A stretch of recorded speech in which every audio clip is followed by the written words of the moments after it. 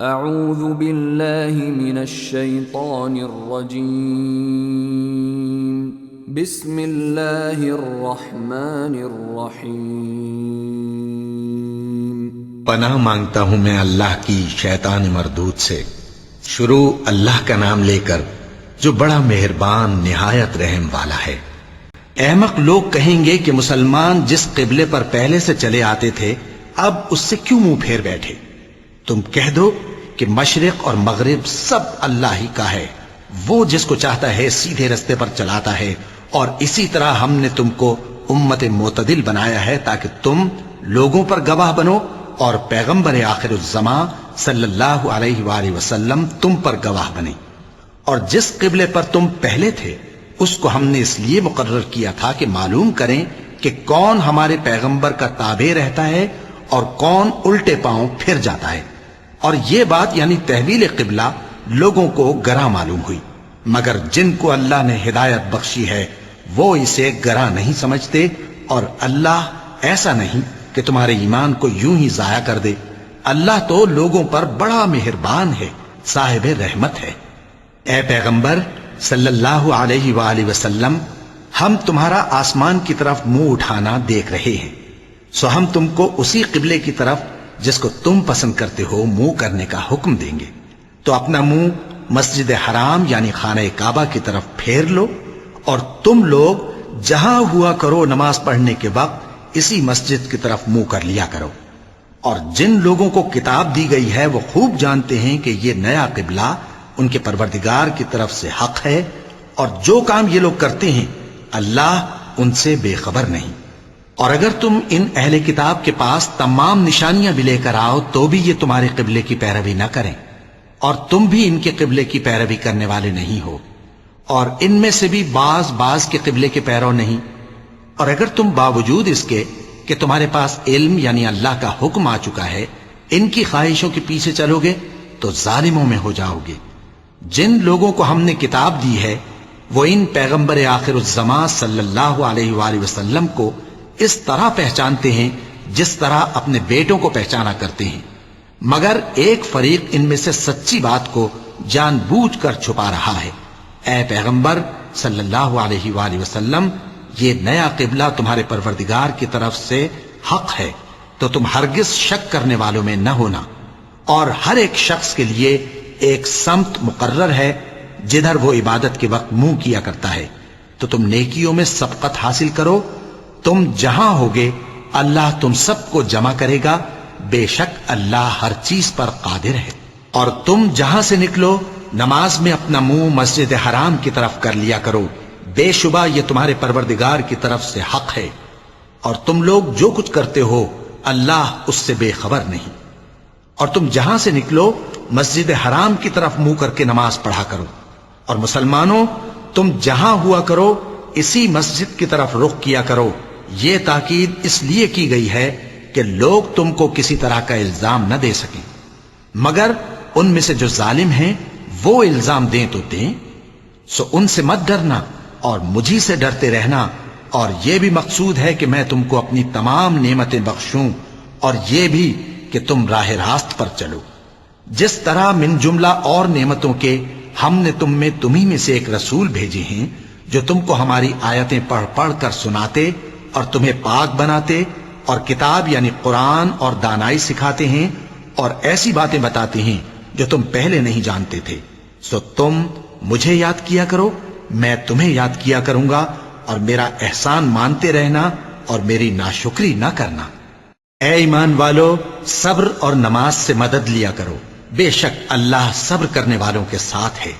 اور جو لوگ اللہ کی راہ میں مارے جائیں ان کی نسبت یہ نہ کہنا کہ وہ مرے ہوئے ہیں، وہ مردہ نہیں بلکہ زندہ ہیں، لیکن تم کو شعور نہیں۔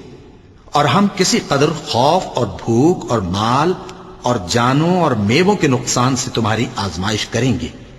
اور صبر کرنے والوں کو بشارت سنا دو کہ ان لوگوں پر جب کوئی مصیبت واقع ہوتی ہے تو کہتے ہیں کہ ہم اللہ ہی کا مال ہیں اور اسی کی طرف لوٹ کر جانے والے ہیں۔ یہی لوگ ہیں جن پر ان کے پروردگار کی عنایتیں ہیں اور خصوصی رحمت بھی ہے، اور یہی سیدھے رستے پر ہیں۔ بے شک کوہ صفا اور مروہ اللہ کی نشانیوں میں سے ہیں، تو جو شخص خانہ کعبہ کا حج یا عمرہ کرے اس پر کچھ گناہ نہیں کہ دونوں کے درمیان چکر لگائے، بلکہ یہ ایک نیک کام ہے، اور جو کوئی نیک کام کرے تو اللہ قدردان ہے، دانا ہے۔ جو لوگ ہمارے حکموں اور ہدایتوں کو جو ہم نے نازل کی ہیں کسی غرض فاسد سے چھپاتے ہیں، باوجود کہ ہم نے ان کو لوگوں کے سمجھانے کے لیے اپنی کتاب میں کھول کھول کر بیان کر دیا ہے، ایسوں پر اللہ اور تمام لعنت کرنے والے لعنت کرتے ہیں۔ ہاں، جو توبہ کرتے ہیں اور اپنی حالت درست کر لیتے ہیں اور احکام الہی کو صاف صاف بیان کر دیتے ہیں تو میں ان کے قصور معاف کر دیتا ہوں، اور میں بڑا معاف کرنے والا، بڑا مہربان ہوں۔ جو لوگ کافر ہوئے اور کافر ہی مرے، ایسوں پر اللہ کی اور فرشتوں کی اور انسانوں کی سب کی لعنت، وہ ہمیشہ اسی لعنت میں گرفتار رہیں گے۔ ان سے نہ تو عذاب ہلکا ہی کیا جائے گا اور نہ انہیں کچھ مہلت ملے گی۔ اور لوگوں، تمہارا معبود ایک ہی معبود ہے، اس بڑے مہربان اور رحم والے کے سوا کوئی عبادت کے لائق نہیں۔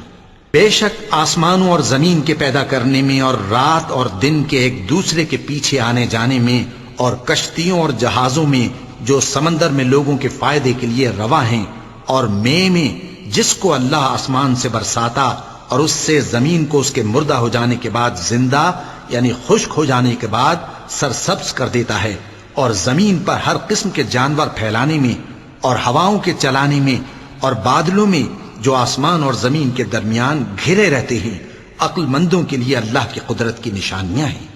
اور بعض لوگ ایسے ہیں جو غیر اللہ کو اللہ کا شریک بناتے اور ان سے اللہ کی سی محبت کرتے ہیں، لیکن جو ایمان والے ہیں وہ تو اللہ ہی کے سب سے زیادہ دوست دار ہیں۔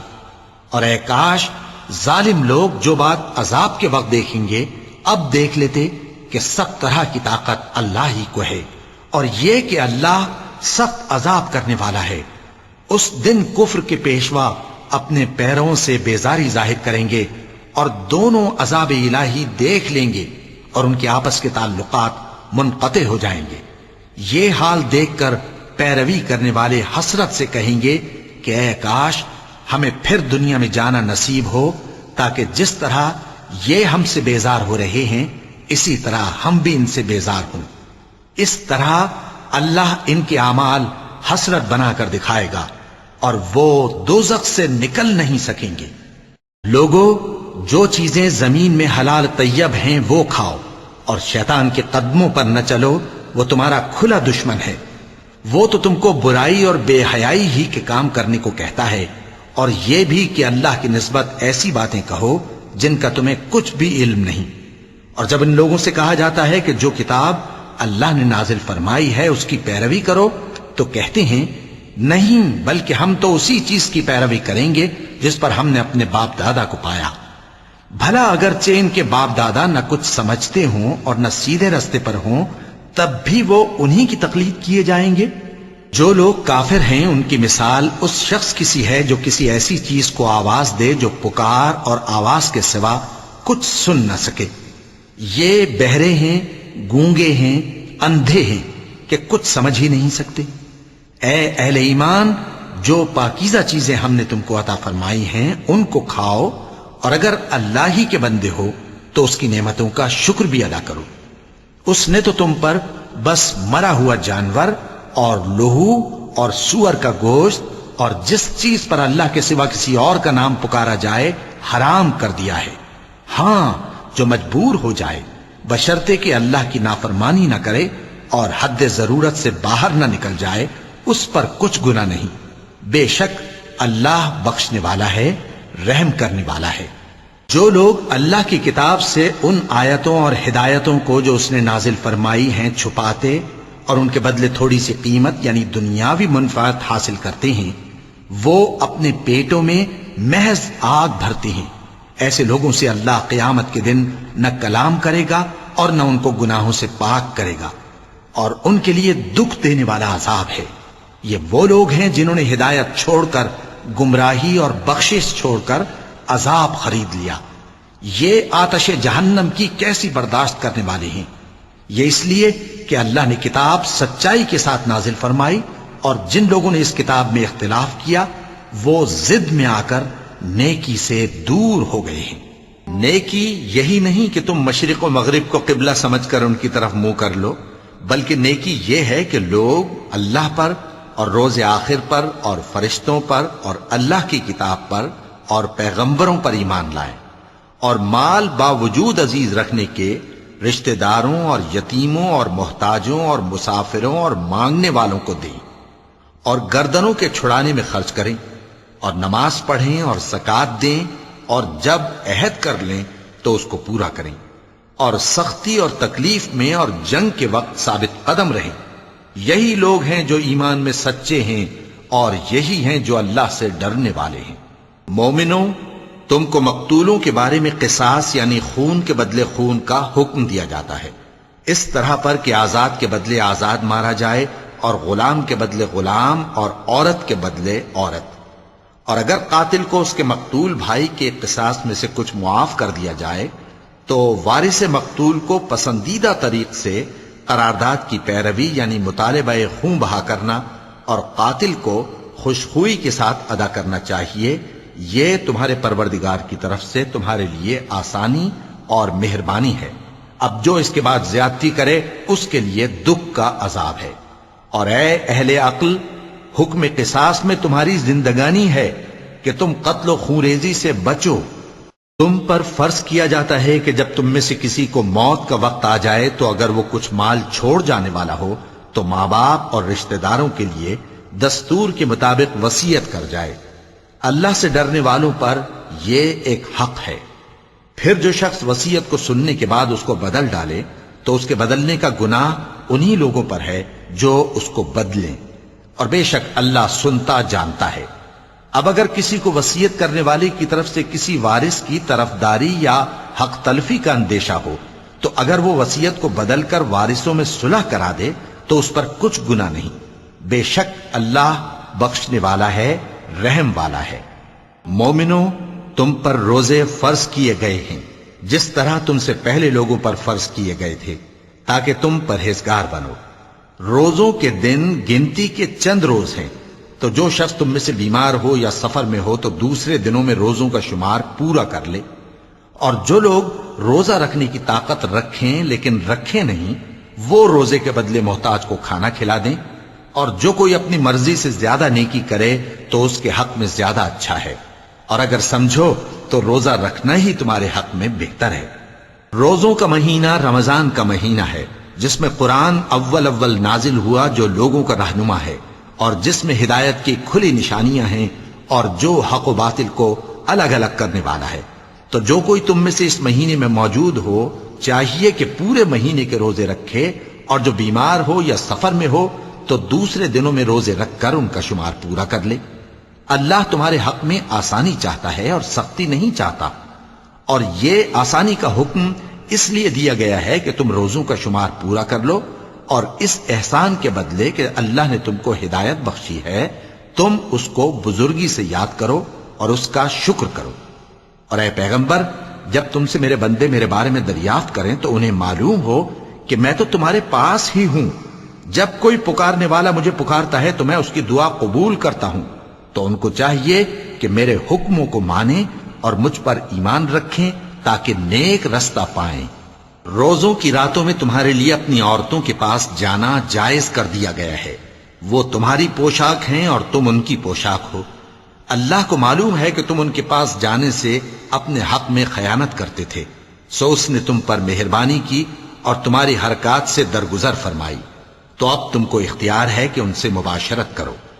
اور اللہ نے جو چیز تمہارے لیے لکھ رکھی ہے یعنی اولاد، اس کو اللہ سے طلب کرو اور کھاؤ اور پیو یہاں تک کہ صبح کی سفید دھاری رات کی سیاہ دھاری سے الگ نظر آنے لگے، پھر روزہ رکھ کر رات تک پورا کرو۔ اور جب تم مسجدوں میں اعتکاف بیٹھتے ہو تو ان سے مباشرت نہ کرو، یہ اللہ کی حدیں ہیں، ان کے پاس نہ جانا۔ اسی طرح اللہ اپنی آیتیں لوگوں کے سمجھانے کے لیے کھول کھول کر بیان فرماتا ہے تاکہ وہ پرہیزگار بنے۔ اور آپس میں ایک دوسرے کا مال ناحق نہ کھاؤ اور نہ اس کو رشوتاً حاکموں کے پاس پہنچاؤ تاکہ لوگوں کے مال کا کچھ حصہ ناجائز طور پر کھا جاؤ، اور اسے تم جانتے بھی ہو۔ اے پیغمبر، لوگ تم سے نئے چاند کے بارے میں دریافت کرتے ہیں کہ گھٹتا بڑھتا کیوں ہے۔ کہہ دو کہ وہ لوگوں کے کاموں کی میعادیں اور حج کے وقت معلوم ہونے کا ذریعہ ہے، اور نیکی اس بات میں نہیں کہ احرام کی حالت میں گھروں میں ان کے پچھواڑے کی طرف سے آؤ، بلکہ نیکوکار وہ ہے جو پرہیزگار ہو، اور گھروں میں ان کے دروازوں سے آیا کرو، اور اللہ سے ڈرتے رہو تاکہ کامیاب ہو جاؤ۔ اور جو لوگ تم سے لڑتے ہیں تم بھی اللہ کی راہ میں ان سے لڑو، مگر زیادتی نہ کرنا، کہ اللہ زیادتی کرنے والوں کو دوست نہیں رکھتا۔ اور ان کو جہاں پاؤ قتل کر دو، اور جہاں سے انہوں نے تم کو نکالا ہے یعنی مکے سے، وہاں سے تم بھی ان کو نکال دو۔ اور دین سے گمراہ کرنے کا فساد قتل و خونریزی سے کہیں بڑھ کر ہے۔ اور جب تک وہ تم سے مسجد حرام یعنی خانہ کعبہ کے پاس نہ لڑیں، تم بھی وہاں ان سے نہ لڑنا۔ ہاں، اگر وہ تم سے لڑیں تو تم ان کو قتل کر ڈالو، کافروں کی یہی سزا ہے۔ پھر اگر وہ باز آ جائیں تو اللہ بخشنے والا ہے، رحم کرنے والا ہے۔ اور ان سے اس وقت تک لڑتے رہنا کہ فساد نابود ہو جائے اور ملک میں اللہ ہی کا دین غالب ہو جائے۔ پھر اگر وہ فساد سے باز آ جائیں تو ظالموں کے سوا کسی پر زیادتی نہیں کرنی چاہیے۔ ادب کا مہینہ ادب کے مہینے کے مقابل ہے، اور ادب کی چیزیں ایک دوسرے کا بدلہ ہیں۔ پس اگر کوئی تم پر زیادتی کرے تو جیسی زیادتی وہ تم پر کرے ویسی ہی تم اس پر کرو، اور اللہ سے ڈرتے رہو اور جان رکھو کہ اللہ ڈرنے والوں کے ساتھ ہے۔ اور اللہ کی راہ میں مال خرچ کرو اور اپنے آپ کو ہلاکت میں نہ ڈالو، اور نیکی کرو، بے شک اللہ نیکی کرنے والوں کو دوست رکھتا ہے۔ اور اللہ کی خوشنودی کے لیے حج اور عمرے کو پورا کرو، اور اگر راستے میں روک لیے جاؤ تو جیسی قربانی میسر ہو کر دو، اور جب تک قربانی اپنے مقام پر نہ پہنچ جائے سر نہ منڈاؤ۔ اور اگر کوئی تم میں بیمار ہو یا اس کے سر میں کسی طرح کی تکلیف ہو تو اگر وہ سر منڈا لے تو اس کے بدلے روزے رکھے یا صدقہ دے یا قربانی کرے۔ پھر جب تکلیف دور ہو کر تم مطمئن ہو جاؤ تو جو تم میں حج کے وقت تک عمرے سے فائدہ اٹھانا چاہے وہ جیسی قربانی میسر ہو کرے، اور جس کو قربانی نہ ملے وہ 3 روزے ایام حج میں رکھے اور 7 جب واپس ہو، یہ پورے 10 ہوئے۔ یہ حکم اس شخص کے لیے ہے جس کے اہل و عیال مکے میں نہ رہتے ہوں۔ اور اللہ سے ڈرتے رہو اور جان رکھو کہ اللہ سخت عذاب دینے والا ہے۔ حج کے مہینے معین ہیں جو معلوم ہیں، تو جو شخص ان مہینوں میں حج کی نیت کر لے تو حج کے دنوں میں نہ عورتوں سے اختلاط کرے، نہ کوئی برا کام کرے اور نہ کسی سے جھگڑے۔ اور جو نیک کام تم کرو گے وہ اللہ کو معلوم ہو جائے گا۔ اور زاد راہ یعنی رستے کا خرچ ساتھ لے جاؤ، کیونکہ بہترین زاد راہ پرہیزگاری ہے۔ اور اے اہل عقل، مجھی سے ڈرتے رہو، اس کا تمہیں کچھ گناہ نہیں کہ حج کے دنوں میں بذریعہ تجارت اپنے پروردگار سے روزی طلب کرو۔ اور جب عرفات سے واپس ہونے لگو تو مشعر حرام یعنی مزدلفہ میں اللہ کا ذکر کرو، اور اس طرح ذکر کرو جس طرح اس نے تم کو سکھایا، اور اس سے پیشتر تم لوگ ان طریقوں سے محض ناواقف تھے۔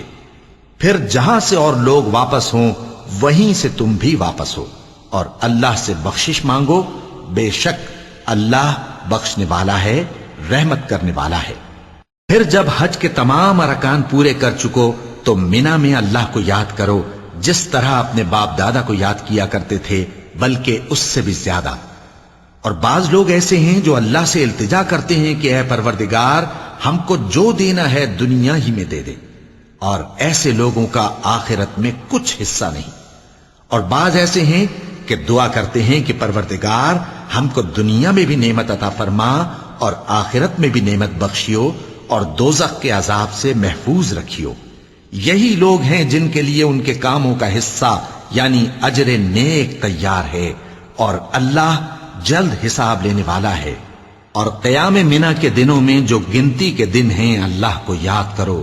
اگر کوئی جلدی کرے اور 2 ہی دن میں چل دے تو اس پر بھی کچھ گناہ نہیں، اور جو بات تک ٹھہرا رہے اس پر بھی کچھ گناہ نہیں۔ یہ باتیں اس شخص کے لیے ہیں جو اللہ سے ڈرے، اور تم لوگ اللہ سے ڈرتے رہو اور جان رکھو کہ تم سب اس کے پاس جمع کیے جاؤ گے۔ اور کوئی شخص تو ایسا ہے جس کی گفتگو دنیا کی زندگی میں تم کو دلکش معلوم ہوتی ہے اور وہ اپنے معافی ضمیر پر یعنی اس بات پر جو اس کے دل میں ہے اللہ کو گواہ بناتا ہے، حالانکہ وہ سخت جھگڑالو ہے۔ اور جب پیٹ پھیر کر چلا جاتا ہے تو زمین میں دوڑتا پھرتا ہے تاکہ اس میں فتنہ انگیزی کرے اور کھیتی کو برباد اور انسانوں اور حیوانوں کی نسل کو نابود کر دے، اور اللہ فتنہ انگیزی کو پسند نہیں کرتا۔ اور جب اس سے کہا جاتا ہے کہ اللہ سے خوف کر تو غرور اس کو گناہ میں پھنسا دیتا ہے، سو اس کو جہنم کافی ہے اور وہ بہت برا ٹھکانہ ہے۔ اور کوئی شخص ایسا ہے کہ اللہ کی خوشنودی حاصل کرنے کے لیے اپنی جان بیچ ڈالتا ہے، اور اللہ بندوں پر بہت مہربان ہے۔ مومنو، اسلام میں پورے پورے داخل ہو جاؤ اور شیطان کے پیچھے نہ چلو، وہ تو تمہارا کھلا دشمن ہے۔ پھر اگر تم احکام روشن پہنچ جانے کے بعد لڑکھڑا جاؤ تو جان رکھو کہ اللہ غالب ہے، حکمت والا ہے۔ کیا یہ لوگ اسی بات کے منتظر ہیں کہ ان پر اللہ کا عذاب بادل کے سائبانوں میں آ نازل ہو اور فرشتے بھی اتر آئیں اور کام تمام کر دیا جائے؟ اور سب کاموں کا رجوع اللہ ہی کی طرف ہے۔ اے پیغمبر، بنی اسرائیل سے پوچھو کہ ہم نے ان کو کتنی کھلی نشانیاں دیں، اور جو شخص اللہ کی نعمت کو اپنے پاس آنے کے بعد بدل دے تو اللہ سخت عذاب کرنے والا ہے۔ اور جو کافر ہیں ان کے لیے دنیا کی زندگی خوشنما کر دی گئی ہے اور وہ مومنوں سے تمسخر کرتی ہیں، لیکن جو پرہیزگار ہیں وہ قیامت کے دن ان سے اوپر ہوں گے۔ اور اللہ جس کو چاہتا ہے بے حساب رزق دیتا ہے۔ پہلے تو سب لوگوں کا ایک ہی مذہب تھا، لیکن وہ آپس میں اختلاف کرنے لگے تو اللہ نے ان کی طرف بشارت دینے والے اور ڈر سنانے والے پیغمبر بھیجے اور ان پر سچائی کے ساتھ کتابیں نازل کی تاکہ جن امور میں لوگ اختلاف کرتے تھے ان کا ان میں فیصلہ کر دے۔ اور اس میں اختلاف بھی انہی لوگوں نے کیا جن کو کتاب دی گئی تھی، باوجود کہ ان کے پاس کھلے ہوئے احکام آ چکے تھے، اور یہ اختلاف انہوں نے صرف آپس کی ضد سے کیا۔ تو جس امر حق میں وہ اختلاف کرتے تھے اللہ نے اپنی مہربانی سے مومنوں کو اس کی راہ دکھا دی، اور اللہ جس کو چاہتا ہے سیدھا رستہ دکھا دیتا ہے۔ کیا تم یہ خیال کرتے ہو کہ یوں ہی بہشت میں داخل ہو جاؤ گے، اور ابھی تم کو پہلے لوگوں کی سی مشکلیں تو پیش آئی ہی نہیں؟ ان کو بڑی بڑی سختیاں اور تکلیفیں پہنچیں اور وہ صعوبتوں میں ہلا ہلا دیے گئے، یہاں تک کہ پیغمبر اور مومن لوگ جو ان کے ساتھ تھے سب پکار اٹھے کہ کب اللہ کی مدد آئے گی۔ دیکھو اللہ کی مدد ان قریب آیا چاہتی ہے۔ اے نبی، لوگ تم سے پوچھتے ہیں کہ اللہ کی راہ میں کس طرح کا مال خرچ کریں۔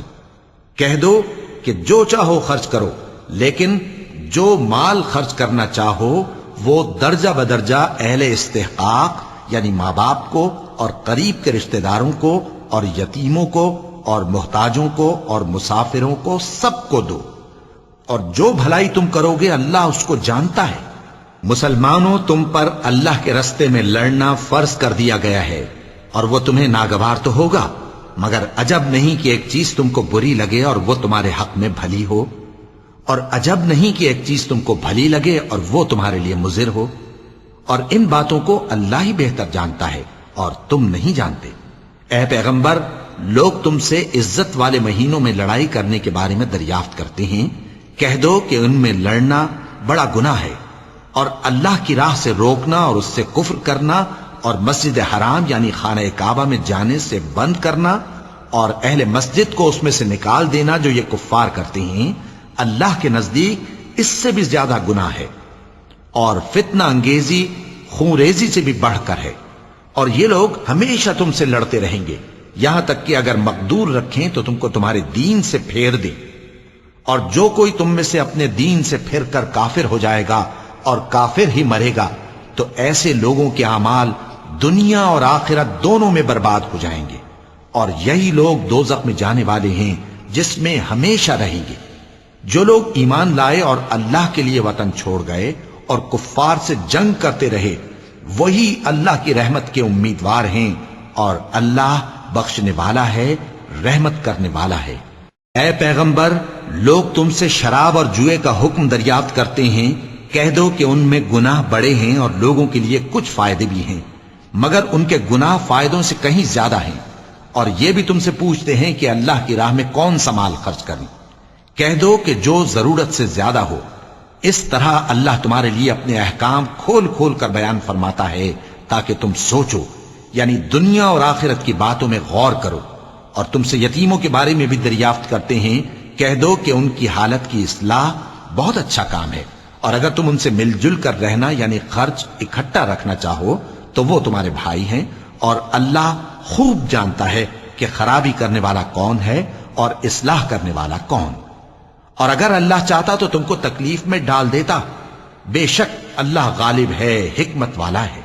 اور مومنوں، مشرک عورتوں سے جب تک وہ ایمان نہ لائیں نکاح نہ کرنا، کیونکہ مشرک عورت خواہ تم کو کیسی ہی بھلی لگے اس سے مومن لونڈی بہتر ہے. اور اسی طرح مشرک مرد جب تک ایمان نہ لائیں مومن عورتوں کو ان کی زوجیت میں نہ دینا، کیونکہ مشرک مرد سے خواہ وہ تم کو کیسا ہی بھلا لگے مومن غلام بہتر ہے. یہ مشرک لوگوں کو دوزخ کی طرف بلاتے ہیں، اور اللہ اپنی مہربانی سے بہشت اور بخشش کی طرف بلاتا ہے، اور اپنے حکم لوگوں سے کھول کھول کر بیان کرتا ہے تاکہ نصیحت حاصل کریں. اور تم سے حیض کے بارے میں دریافت کرتے ہیں، کہہ دو وہ تو نجاست ہے، سو ایام حیض میں عورتوں سے کنارہ کش رہو، اور جب تک وہ پاک نہ ہو جائیں ان سے مقاربت نہ کرو. ہاں، جب وہ پاک ہو جائیں تو جس طریق سے اللہ نے تمہیں ارشاد فرمایا ہے ان کے پاس جاؤ. کچھ شک نہیں کہ اللہ توبہ کرنے والوں اور پاک صاف رہنے والوں کو دوست رکھتا ہے. تمہاری عورتیں تمہاری کھیتی ہیں، تو اپنی کھیتی میں جس طرح چاہو جاؤ، اور اپنے لیے نیک عمل آگے بھیجو، اور اللہ سے ڈرتے رہو، اور جان رکھو کہ ایک دن تمہیں اس کے روبرو حاضر ہونا ہے. اور اے پیغمبر، ایمان والوں کو بشارت سنا دو، اور اللہ کے نام کو اس بات کا ہیلا نہ بنانا کہ اس کی قسمیں کھا کھا کر سلوک کرنے اور پرہیزگاری کرنے اور لوگوں میں صلح و سازگاری کرانے سے رک جاؤ. اور اللہ سب کچھ سنتا ہے، جانتا ہے. اللہ تمہاری لغو قسموں پر تم سے مواخذہ نہیں کرے گا، لیکن جو قسمیں تم قصد دلی سے کھاؤ گے ان پر مواخذہ کرے گا. اور اللہ بخشنے والا ہے، بردبار ہے. جو لوگ اپنی عورتوں کے پاس جانے کی قسم کھا لیں ان کو 4 مہینے تک انتظار کرنا چاہیے. اگر اس عرصے میں قسم سے رجوع کر لیں تو اللہ بخشنے والا ہے، مہربان ہے. اور اگر طلاق کا ارادہ کر لیں تو بھی اللہ سنتا ہے، جانتا ہے. اور طلاق والی عورتیں 3 حیض تک اپنے تئیں روکے رہیں، اور اگر وہ اللہ اور روز قیامت پر ایمان رکھتی ہیں تو ان کو جائز نہیں کہ اللہ نے جو کچھ ان کے شکم میں پیدا کیا ہے اس کو چھپائیں. اور ان کے خاوند اگر پھر موافقت چاہیں تو اس مدت میں وہ ان کو اپنی زوجیت میں لے لینے کے زیادہ حقدار ہیں. اور عورتوں کا حق مردوں پر ویسا ہی ہے جیسے دستور کے مطابق مردوں کا حق عورتوں پر ہے. البتہ مردوں کو عورتوں پر 1 درجہ فضیلت ہے، اور اللہ غالب ہے، صاحب حکمت ہے.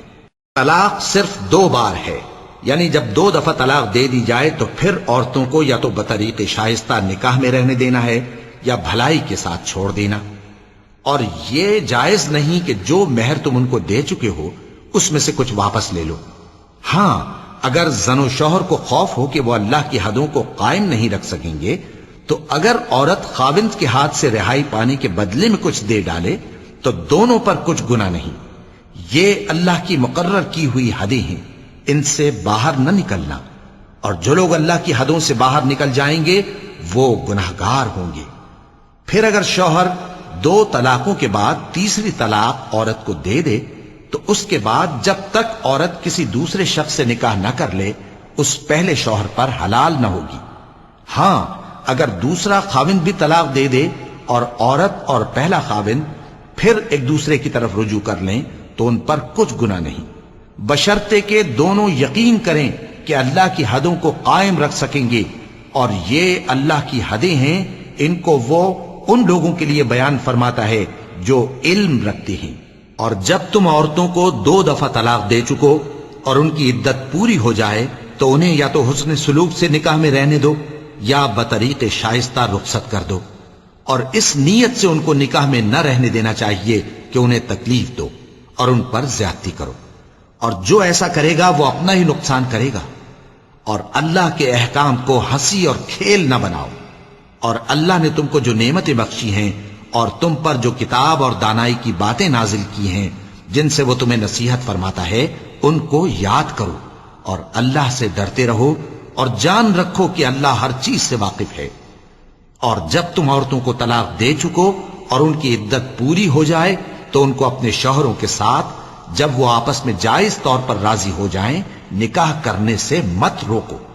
اس حکم سے اس شخص کو نصیحت کی جاتی ہے جو تم میں اللہ اور روز آخر پر یقین رکھتا ہے۔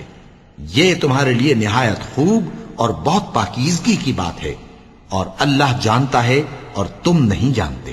اور مائیں اپنے بچوں کو پورے 2 سال دودھ پلائیں، یہ حکم اس شخص کے لیے ہے جو پوری مدت تک دودھ پلوانا چاہے، اور دودھ پلانے والی ماؤں کا کھانا اور کپڑا دستور کے مطابق باپ کے ذمے ہوگا۔ کسی شخص کو اس کی طاقت سے زیادہ تکلیف نہیں دی جاتی، تو یاد رکھو کہ نہ تو ماں کو اس کے بچے کے سبب نقصان پہنچایا جائے اور نہ باپ کو اس کی اولاد کی وجہ سے نقصان پہنچایا جائے، اور اسی طرح نان و نفقہ بچے کے وارث کے ذمے ہے۔ اور اگر دونوں یعنی ماں باپ آپس کی رضامندی اور صلاح سے بچے کا دودھ چھڑانا چاہیں تو ان پر کچھ گناہ نہیں، اور اگر تم اپنی اولاد کو دودھ پلوانا چاہو تو تم پر کچھ گناہ نہیں، بشرطے کہ تم دودھ پلانے والیوں کو دستور کے مطابق ان کا حق جو تم نے دینا کیا تھا دے دو۔ اور اللہ سے ڈرتے رہو اور جان رکھو کہ جو کچھ تم کرتے ہو اللہ اس کو دیکھ رہا ہے۔ اور جو لوگ تم میں سے مر جائیں اور عورتیں چھوڑ جائیں تو وہ عورتیں 4 مہینے اور 10 دن اپنے آپ کو روکے رہیں، اور جب یہ عدت پوری کر چکیں اور اپنے حق میں پسندیدہ کام یعنی نکاح کر لیں تو تم پر کچھ گناہ نہیں، اور اللہ تمہارے سب کاموں سے واقف ہے۔ اگر تم اشارے کنائے میں عورتوں کو نکاح کا پیغام بھیجو یا نکاح کی خواہش کو اپنے دلوں میں مخفی رکھو تو تم پر کچھ گناہ نہیں۔ اللہ کو معلوم ہے کہ تم ان سے نکاح کا ذکر کرو گے، مگر ایام عدت میں اس کے سوا کے دستور کے مطابق کوئی بات کہہ دو، پوشیدہ طور پر ان سے قول و قرار نہ کرنا، اور جب تک عدت پوری نہ ہو لے نکاح کا پختہ ارادہ نہ کرنا۔ اور جان رکھو کہ جو کچھ تمہارے دلوں میں ہے اللہ کو سب معلوم ہے، تو اس سے ڈرتے رہو اور جان رکھو کہ اللہ بخشنے والا ہے، حلم والا ہے۔ اور اگر تم عورتوں کو ان کے پاس جانے یا ان کا مہر مقرر کرنے سے پہلے طلاق دے دو تو تم پر کچھ گناہ نہیں، ہاں ان کو دستور کے مطابق کچھ خرچ ضرور دو، یعنی مقدور والا اپنے مقدور کے مطابق دے اور تنگ دست اپنی حیثیت کے مطابق۔ نیک لوگوں پر یہ ایک طرح کا حق ہے۔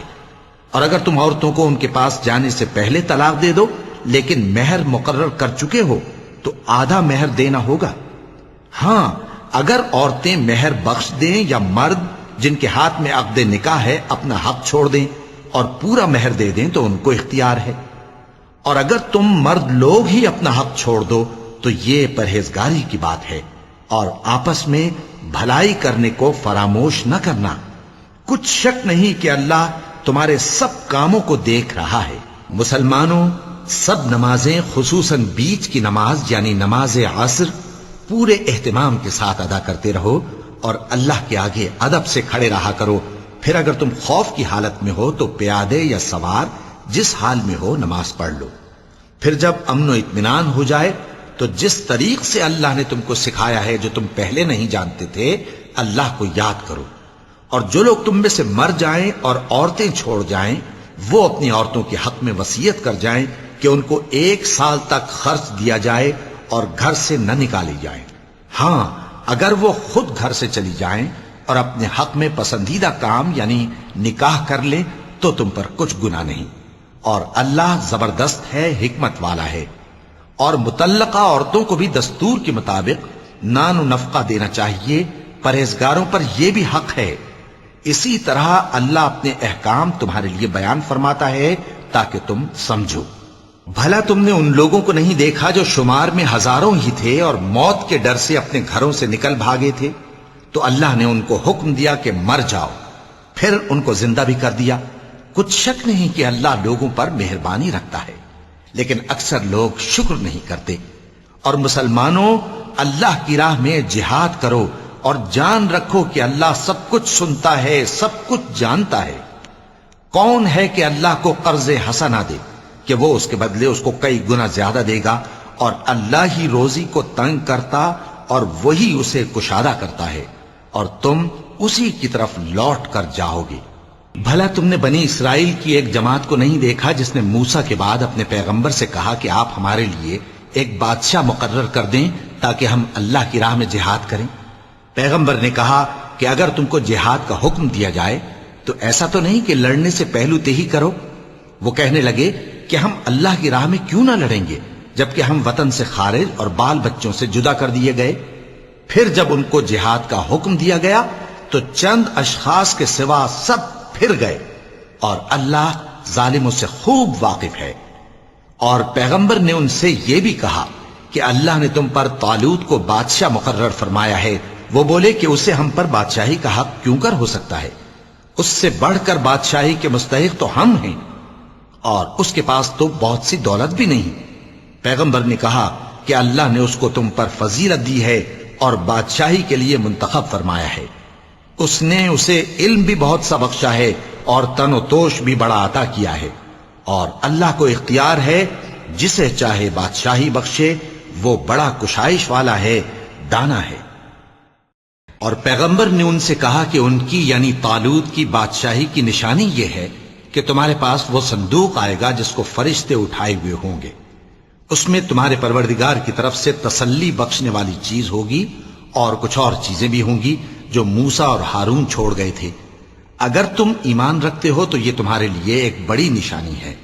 غرض جب طالوت فوجیں لے کر روانہ ہوا تو اس نے ان سے کہا کہ اللہ ایک نہر سے تمہاری آزمائش کرنے والا ہے، جو شخص اس میں سے پانی پی لے گا اس کی نسبت تصور کیا جائے گا کہ وہ میرا نہیں، اور جو نہ پیے گا وہ سمجھا جائے گا کہ میرا ہے۔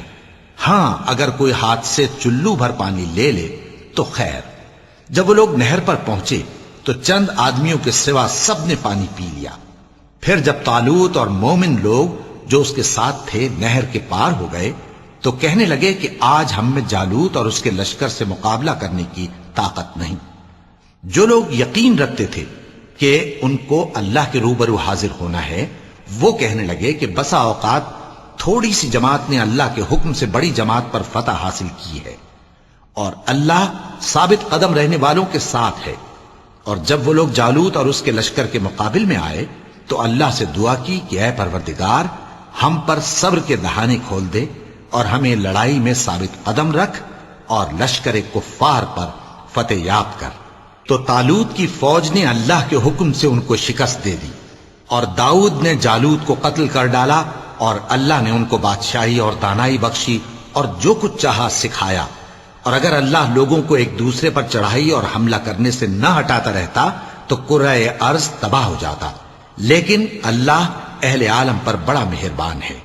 یہ اللہ کی آیتیں ہیں جو ہم تم کو سچائی کے ساتھ پڑھ کر سناتے ہیں، اور اے محمد صلی اللہ علیہ وآلہ وسلم تم بلا شبہ پیغمبروں میں سے ہو۔